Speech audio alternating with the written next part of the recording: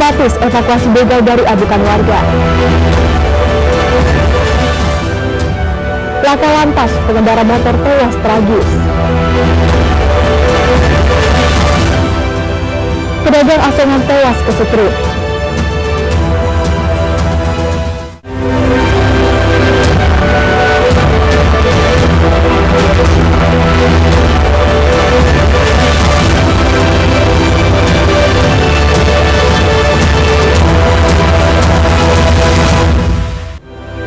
Horas, selamat pagi pemirsa, ID Sumut kembali menyapa Anda.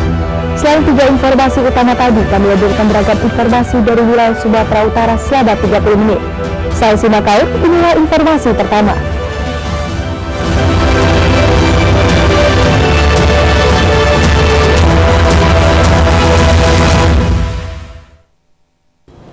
Pemirsa, seorang pelaku begal bersenjata tajam yang masih di bawah umur ditangkap dan diajar warga di Desa Rawang Panca Arga, Asahan, Sumatera Utara. Pelaku diamankan di salah satu rumah warga yang juga menjadi korban dari aksi pembegalan yang dilakukan pelaku. Polisi pun sempat kesulitan mengevakuasi pelaku. Pasalnya ratusan warga yang emosi terus berupaya menangkap dan memukuli pelaku.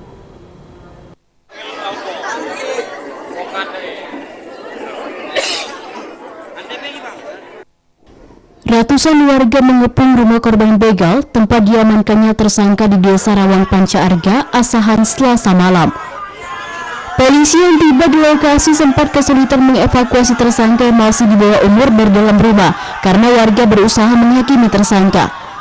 Butuh waktu 3 jam, tersangka akhirnya berhasil dibawa petugas dan dibawa langsung ke Mapolres Asahan. Petugas yang berusaha mengevakuasi tersangka sempat terjadi ketegangan dengan warga dan meminta warga tidak melakukan aksi anarkis. Kasat Reskrim Polres Asahan AKP Rianto mengatakan, kejadian bermula saat korban warga kampung tersebut sempat menjadi korban perampokan oleh 8 orang tersangka. Modus tersangka berpura-pura minta tolong kendaraan rusak, namun setelah ditolong, tersangka mengancam korban dengan senjata tajam. Korban yang berteriak langsung membuat tersangka kabur dan seorang tersangka berhasil ditangkap.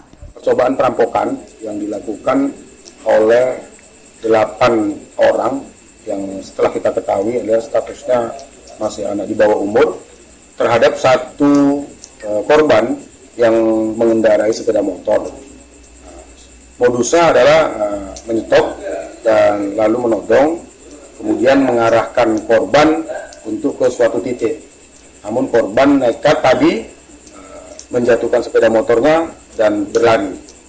Selanjutnya ada masyarakat yang lewat terhadap sepeda motor yang jatuh tadi, diamankan salah satu pelaku dan yang lainnya lari. Sampai sekarang masih kita deteksi untuk bisa kita lakukan pengembangan. Tersangka beserta barang bukti dibawa ke Mapolres Asahan guna penyidikan lebih lanjut. Polisi masih memburu rekan tersangka yang berhasil kabur. Dari Asahan, Ulil Amri, iNews melaporkan.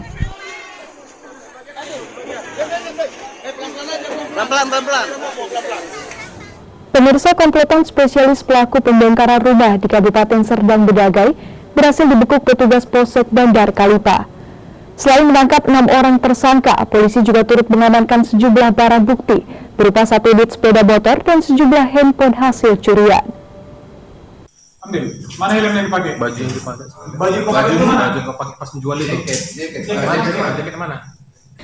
Satu persatu tersangka berhasil ditangkap petugas anti bandit Polsek Bandar Kalipa Serdang Bedagai. Pengungkapan tertangkapnya komplotan pelaku pembobol rumah berawal dari tertangkapnya tersangka UB. Setelah dilakukan interogasi, tersangka UB menunjukkan 5 rekannya yang sering beraksi melakukan pencurian di rumah warga. Para tersangka akhirnya berhasil ditangkap di lokasi yang berbeda. Kapolsek Bandar Kalipa Kompol Ahmad Yani membenarkan adanya penangkapan gerombolan pelaku pembobol rumah. Pengungkapan kasus berawal dari adanya laporan para korban. Pelaku utama tetap yang bernama Budi alias B, dibantu oleh kawan-kawannya yang bernama BS, OS, RTL. Ya, yang tiga ini sudah kita amankan semua. Nah, dalam 2 TKP ini kita sudah mengamankan 6 orang. Ya. Dan barang buktinya, Pak? Barang bukti Untuk di TKP yang pertama ada HP merek Vivo dan uang tunai. TKP yang kedua, Pak? Di TKP yang kedua HP Oppo, Samsung A53, Rel M51 dan sepeda motor Shogun. Guna pengusutan lebih lanjut, para tersangka bersama barang bukti 1 unit sepeda motor dan sejumlah handphone seluler hasil kejahatan. Dari Kota Tebing Tinggi, Abdullah Sani Hasibuan, iNews melaporkan.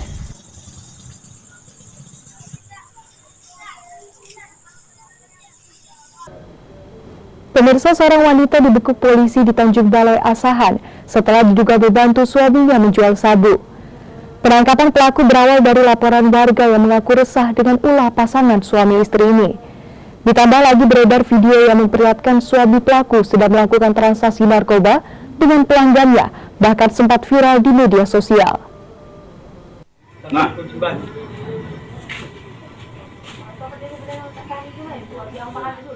Inilah video saat seorang pria diduga tengah bertransaksi sabu di salah satu rumah di Kelurahan Sumbersari, Setualang Raso, Kota Tanjung Balai yang viral di media sosial. Dalam video terlihat seorang pria membeli 1 paket diduga sabu. Polisi yang bergerak cepat ke lokasi langsung melakukan undercover buy atau menyamar sebagai pembeli agar tidak kehilangan buruannya. Namun polisi hanya berhasil menangkap istri pelaku karena turut serta membantu suaminya menjadi pengedar sabu. Dari tangan istri pelaku, petugas mengamankan 2 bungkus plastik klip sabu dan uang tunai hasil penjualan narkoba. AKP Ahmad Dahlan Panjaitan, Kasih-Humas Polres Tanjung Balai mengatakan, saat ditangkap pelaku pria sedang pergi keluar rumah, sedangkan istrinya menggantikan pelaku menjual sabu kepada para pelanggannya. Di satu lokasi ada terjadi jual beli narkotika dan informasi itu kita tindak lanjuti, kita lakukan undercover buy. Ternyata yang viral di dalam video di media sosial itu bukan itu yang tertangkap, namun istrinya yang Perannya sendiri, si perempuan ini apa, Nolan? perannya si perempuan yang kita tangkap ini menggantikan suaminya. Alasannya setelah kita tangkap, karena suaminya pergi sholat, suaminya menitipkan bahan itu kepada dia dan dialah yang melayani pembeli. Polisi masih memburu suami pelaku yang sempat viral di media sosial saat menjual narkoba. Atas perbuatannya, pelaku wanita ini pun kini harus mendekam di sel tahanan Sat Narkoba Polres Tanjung Balai. Dari Tanjung Balai, Ulul Amri, iNews melaporkan. Pemirsa, pengendara motor korban tabrak lari, tetaplah bersama kami.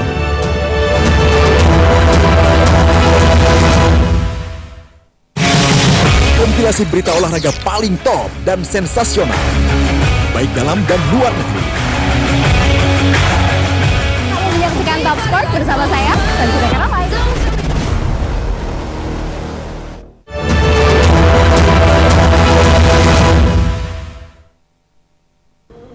Terima kasih Anda masih bersama kami di iNews Sumut, inspiring and informatif. Pemirsa, kecelakaan tragis terjadi di Desa Sialang, Kabupaten Deli Serdang, Sumatera Utara, yang menewaskan seorang wanita pengendara sepeda motor.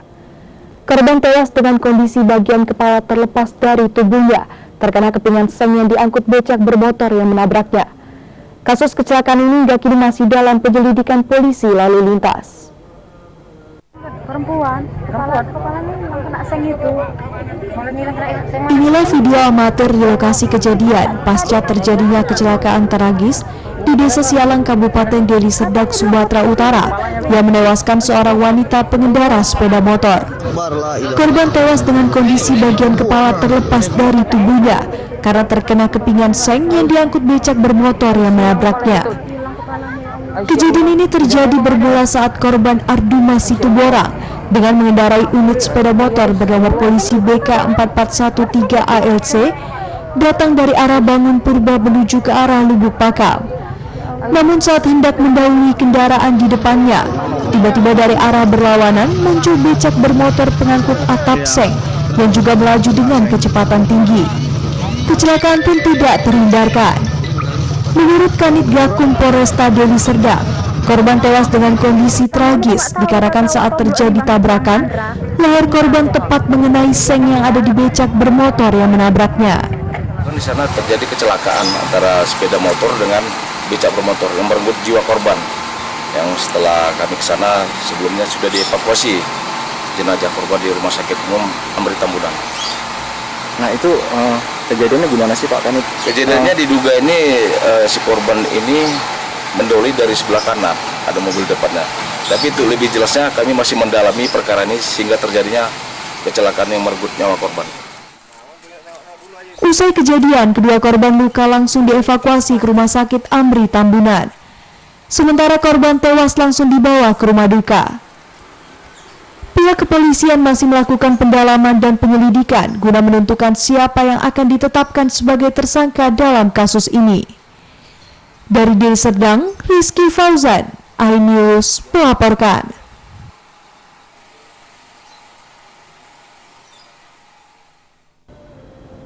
Pemirsa, seorang pria pengendara sepeda motor menjadi korban tabrak lari, sedangkan mobil yang menabraknya justru tidak bertanggung jawab dan langsung kabur meninggalkan korban begitu saja di persimpangan Jalan Sebatang Serangan, Kota Medan. Polisi pun hingga kini masih memburu pelaku tabrak lari dengan mengecek sejumlah CCTV yang terpasang di lokasi.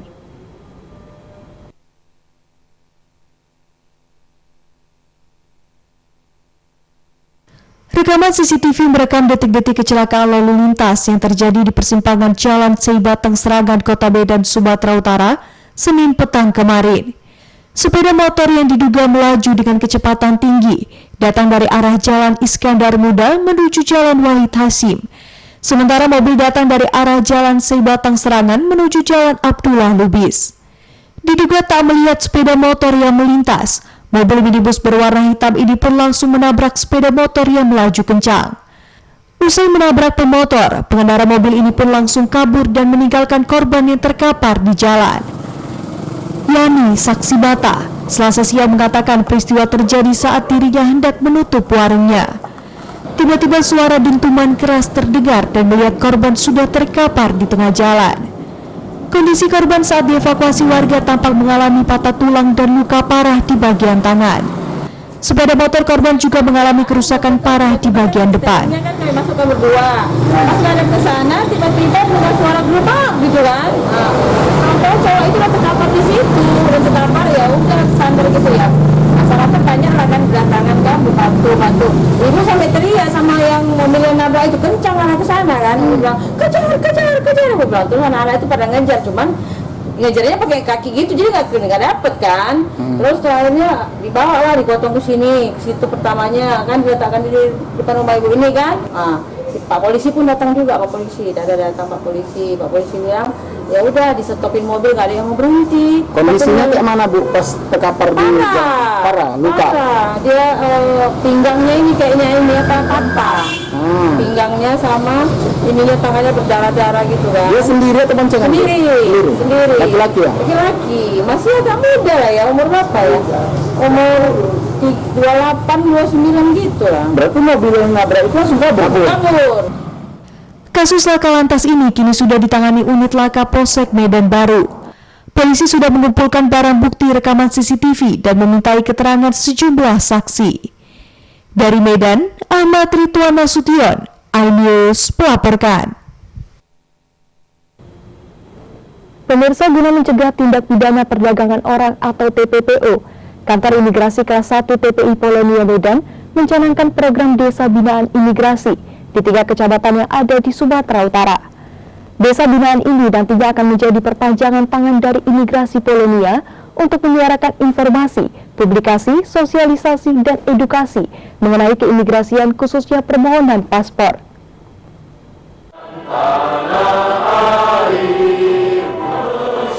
Pemirsa, Kantor Imigrasi Kelas 1 TPI Polonia Medan mencanangkan program Desa Binaan Imigrasi di 3 kecamatan yang ada di Sumatera Utara, yakni Kecamatan Tanjung Borawa, Kecamatan Patubak, dan Kecamatan Deli Tua, yang juga termasuk dalam 10 kecamatan wilayah kerja Kantor Imigrasi Kelas 1 TPI Polonia Medan. Program ini dibentuk untuk mencegah masyarakat di desa menjadi korban tindak pidana perdagangan orang atau TPPO sekaligus perpanjangan tangan imigrasi Polonia yang membawahi wilayah tersebut untuk menyuarakan informasi, publikasi, sosialisasi, dan edukasi mengenai keimigrasian, khususnya permohonan paspor.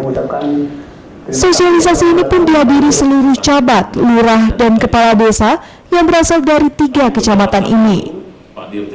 Menurut Kepala Imigrasi Kelas 1 TPI Polonia, Sigit Setiawan, pihaknya memilih 3 kecamatan ini karena dari 10 kecamatan wilayah kerjanya, ketiga kecamatan inilah yang paling rentan terhadap TPPO.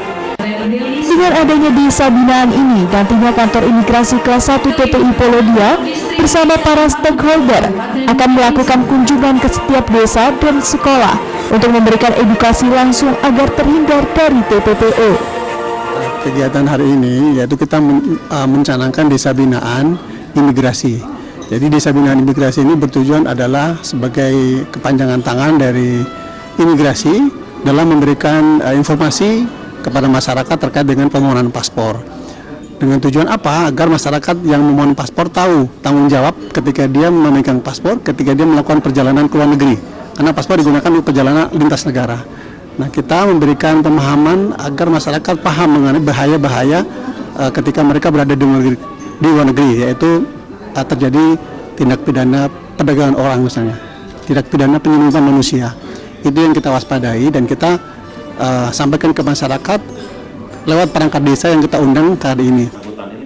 Kegiatan ini juga disertai dengan dialog interaktif dengan memberikan edukasi kepada camat, lurah, dan kepala desa dengan menghadirkan narasumber yang ahli di bidangnya, yakni Dr. Rosmalinda, ahli hukum USU, Harold Hamonangan, Kepala BP3MI Wilayah Sumut, Sufyan Martono Wibowo, Subkoordinator Pengabanan Kantor dan Instalasi Vital Direktorat Intelijen Keimigrasian, dan Dirkrimum Polda Su. Kegiatan ini ditutup dengan penandatanganan program Desa Binaan. Dari Medan, Bibi Patahan, iNews melaporkan.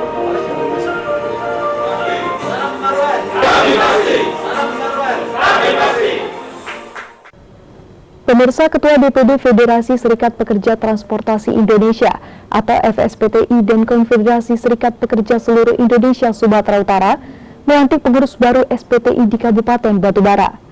Ketua DPD Sumut berharap SPTI Kabupaten Batubara dapat bekerja sama membangun Kabupaten Batubara dan mensejahterakan pekerja transportasi.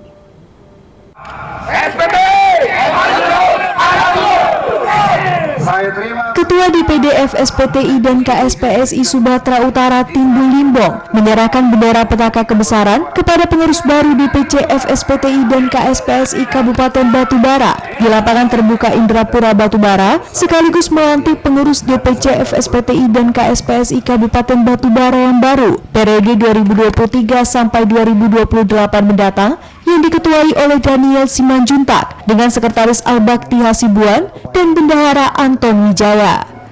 Ketua DPD FSPTI dan KSPSI Sumatera Utara Timbul Limbong berharap pengurus yang baru dilantik dapat menjalankan tugas dan amanah untuk membawa organisasi semakin baik dan dapat mensejahterakan pekerja transportasi.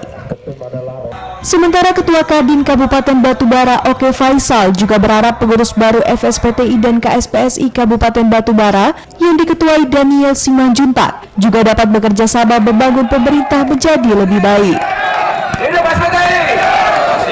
Kami berharap kepada pengurus yang baru yang dikomandai oleh Saudara Daniel Simanjuntak, seperti tema pada saat hari ini, pelantikan ini, sinergitas antara pengusaha, pemerintah, dan juga dengan masyarakat yang memberikan kenyamanan di dalam setiap lingkungan atau setiap pimpinan unit kerja.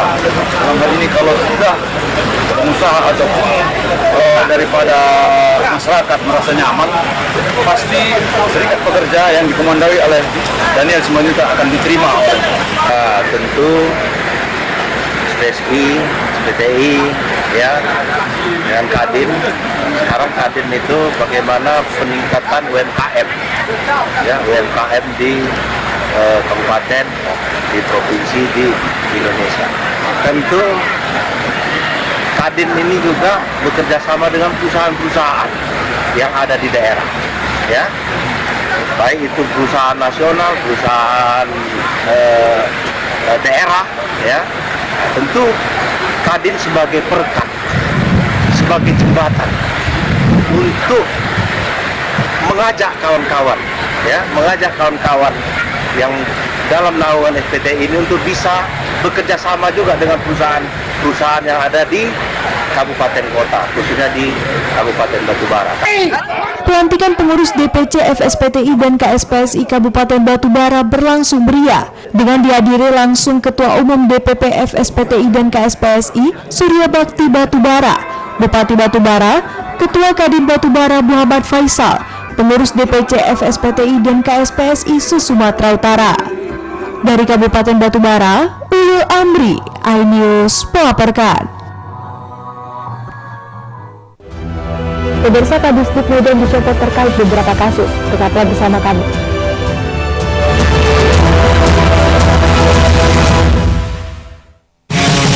Kompilasi berita olahraga paling top dan sensasional, baik dalam dan luar negeri. Kalian menyaksikan Top Sport bersama saya, Sanjika Karamai.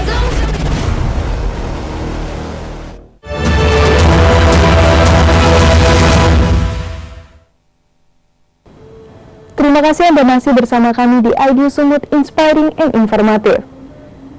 Pemirsa, seorang wanita remaja pedagang asongan tewas tersetrum listrik bertegangan tinggi dari papan reklame yang berada di atas emperan toko tempatnya berteduh dari guyuran hujan.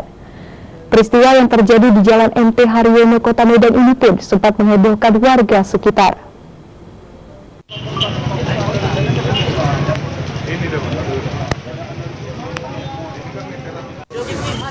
Warga di Jalan MT Haryono digegerkan dengan penemuan jenazah seorang wanita remaja yang diketahui pedagang asongan yang kerap berjualan di simpang lampu merah. Dikarenakan hujan deras, korban JS berteduh di depan toko yang sudah tutup.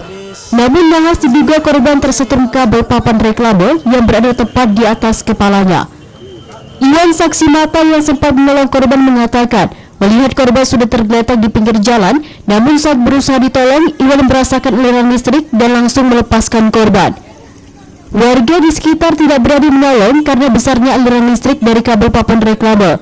Nyawa korban tak tertolong, akhirnya korban pun tewas di tempat. Tim Inafis Polrestabes Medan yang tiba di lokasi langsung melakukan olah TKP. Pihak terkait pun langsung memeriksa keberadaan kabel baliho ini. Mana tadi gue mau tolong dia, aku pegang ada listrik. Di situ aku lepas. Tegangan tinggi, tegangan listrik tinggi dari baliho ACC. Ini kan dia mengantar arus. Berarti sampai di sini tuh lapis semua ya. Tadi waktu Koko datang, korban sudah meninggal dunia atau sudah tergeletak gitu kok? Tergeletak sih, aku nggak tahu. Jasad korban kemudian dibawa ke Rumah Sakit Bayangkara Medan. Kasus tewasnya remaja putri kini tengah ditangani oleh Polsek Medan Kota.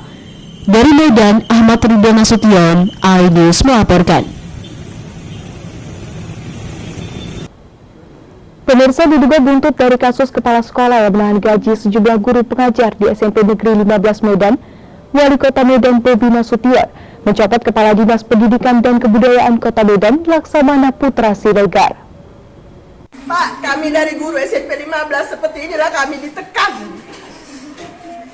diteror kami secara mental.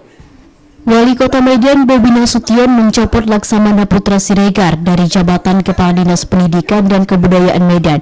Bobi menyebut beberapa kasus menjadi bahan evaluasi. Namun menantu Presiden Jokowi tersebut menepis kabar soal Putra dicopot karena kasus guru SMP Negeri 15 Medan yang mengaku gaji ditahan kepala sekolah dan viral di media sosial.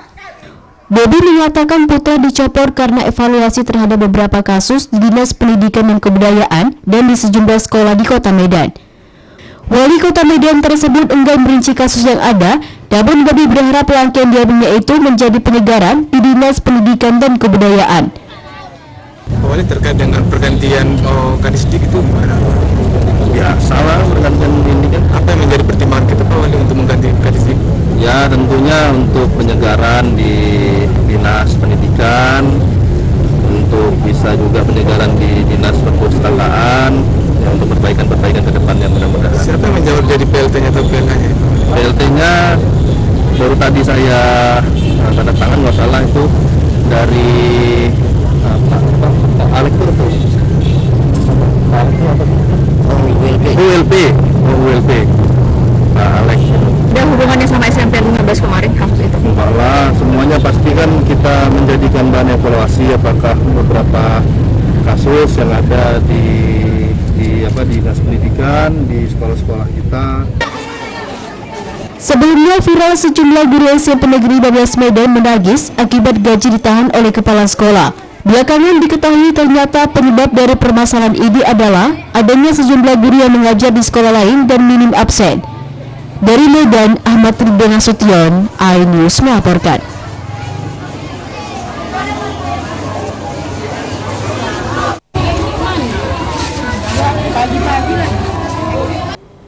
Pemirsa, Majelis Hakim Pengadilan Negeri Medan memvonis AKBP Akhirudin Hasibuan dengan pidana penjara selama 6 bulan penjara. Akhirudin dinyatakan bersalah melakukan ancaman kekerasan terhadap orang lain.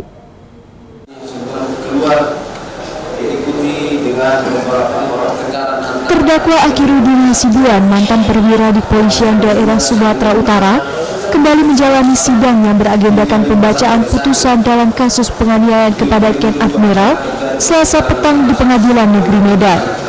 Sebelumnya jaksa menuntut terdakwa dengan hukuman 21 bulan penjara karena terlibat dan membiarkan anaknya melakukan penganiayaan kepada Ken Admiral. Dalam amar putusan hakim yang diketuai oleh Elewan Silalahi dinyatakan, dalam fakta persidangan, terdakwa Akhirudin Hasibuan terbukti secara sah dan meyakinkan bersalah melakukan tindak pidana ancaman kekerasan terhadap orang lain yang melanggar pasal 335 ayat 1 KUH pidana. Atas perbuatannya, hakim menjatuhkan hukuman kepada terdakwa selama 6 bulan penjara dan membayar biaya restitusi sebesar 52 juta rupiah, subsidiar 1 bulan kurungan.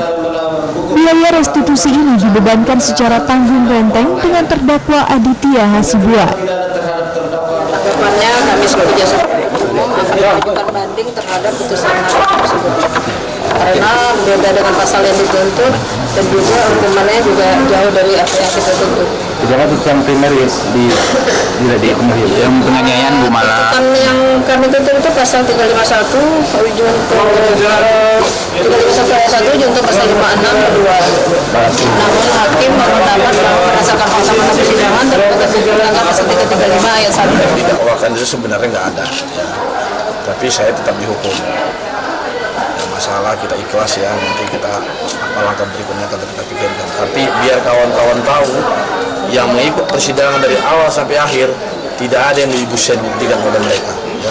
Tapi saya tetap dihukum, nggak masalah. Rasanya Pak bagaimana Pak dihukum 6 bulan Pak? Dihukum 6 bulan. Jadi kalau dihukum bagaimana perasaan? Tanya dulu. Masih sedih. mintanya Oke. kemungkinan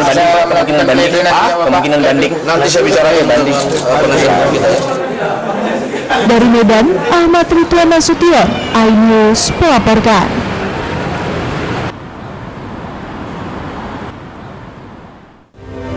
Informasi tadi mengakhiri iNews Sumut hari ini. Saya Sima Kaur mengucapkan terima kasih atas kebersamaan Anda. Selamat beraktivitas dan sampai jumpa.